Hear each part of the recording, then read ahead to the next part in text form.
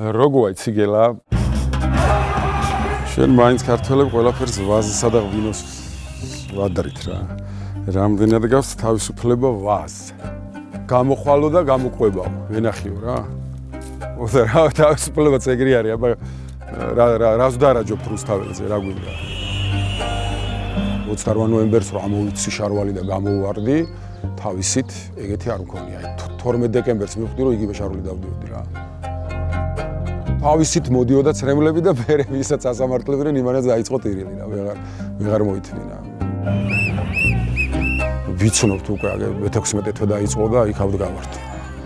ერთადერთი ადგილი ახლა რაც მუშაობს ეს არის პატარა თავისუფლების კუნძული რუსთაველი. ვეღარა სურომზე სეცებ ეგრე ვიხარი. ვეღარ გავაჩერე. არ უნდა მიეჩვია აი მაგამ სიბეჩავე ვიცის მიჩვევა. ვერ შემოგვები ეგრე მაბიზღარა ქვეყანას. მე ეგეთ საქართველოს წარმომიდგენი. ეს საქართველო ეგეთი. ზამთარი ვარცა დაჭკნობს. შაბათს 22 საათზე.